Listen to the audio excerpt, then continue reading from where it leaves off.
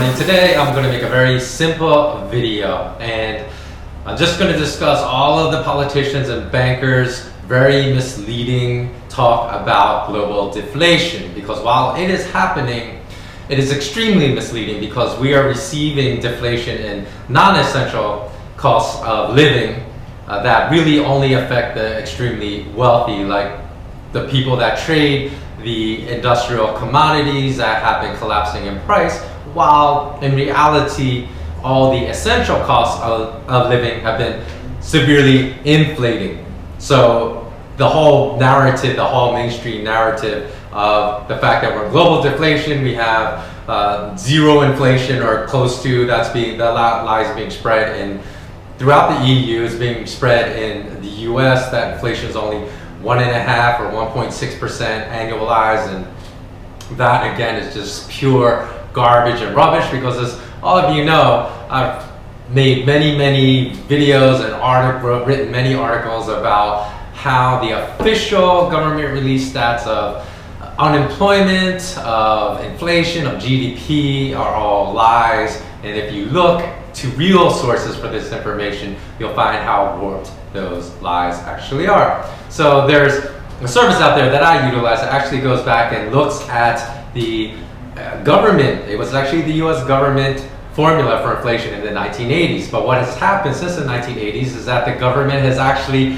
stripped out the real components of inflation to lie to the people. So in other words, all the components of that formula that actually contribute to the real statistic for inflation in America, the bankers have taken out because they don't want people to understand how bad inflation is in the US. So when you apply that old school formula for inflation, okay, this is actually what real inflation has been in the US in recent years over a short period from 2004 to 2013.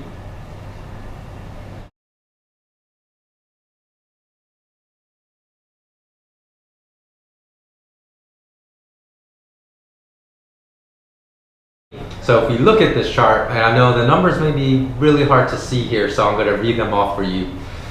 Real inflation at its lowest was 7.03% in 2009, and at its highest during that period was 11.57% in 2008, but on average almost every year it was about 10%. So if you earned a salary of $50,000 a year in the US in 2003, in the next column, which is this column here, okay, I've calculated basically the break-even salary you would need just to keep up with the true cost of inflation. In other words, these are the salary increases you would need to break even with inflation, and they would actually really amount to no real increase in your salary. And it just would be a true cost of living adjustment to adjust for real inflation. So in 5 years, you can see right here at this number, in 5 years, just to break even with inflation, your salary would have needed to increase from a base of $50,000 to $86,000 roughly. If by the end of the 10th year, if you can see right here, you basically would have needed your salary to increase to $138,571 per year. So remember, these salary increases are only keeping pace with the true inflation. So they aren't even really improving your quality of life.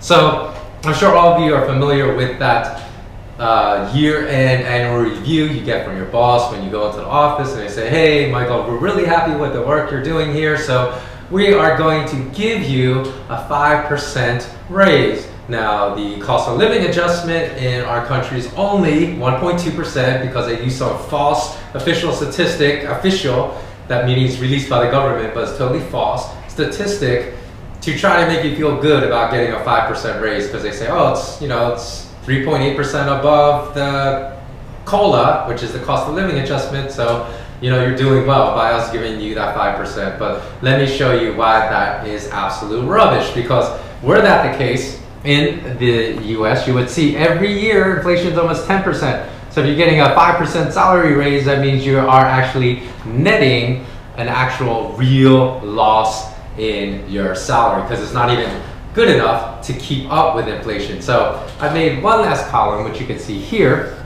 which is actually what your salary would have to increase to actually have a real net 5% raise. So that means you have to basically account for the 9 or 10 or 11% rate of inflation every year, and then on top of that you actually have to get a 5% raise. So if that were the case, you can see in the last column here, that's showing. If that were the case, and you actually were to receive a real net 5% annual raise, then if your baseline salary was $50,000 in 2003, just 5 years later, right here, your salary would have had to have increased to $90,323. And by the 10th year, right here, it would have to increase from $50,000 to $145,507. So almost triple what your baseline started at. And remember that tripling from $50,000, your base salary in 2003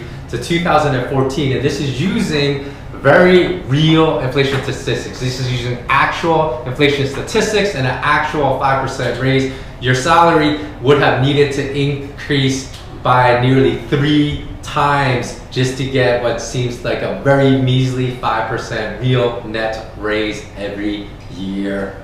So, and that's it in a nutshell. That's why you can't keep up with the cost of living. If you're wondering why you're struggling to keep up with the cost of living, remember, if you're not American, because I know a lot of people that watch my videos live in Asia, they live in Europe, they live in South America, they live in Africa. So basically your currencies are getting devalued way more by the central bankers in your country, by way more than just the 10% valuations here, because you'll see they're going down 15%, 17%, 18% a year. And so that is why it's such a struggle just to keep up with the cost of living. So let me know what you think. Please do comment below. Let me know if you're struggling in your country, what the solutions being presented in your country are, because the solutions really are to kick the central bankers out of your country, to rout them out and really reinstate sound money like gold. You need a sound money that can't be devalued at will by bankers, and that is really the very first necessary step on the path to recovery. Okay, thanks a lot for watching. As always, remain intensely curious, and until next time, so long.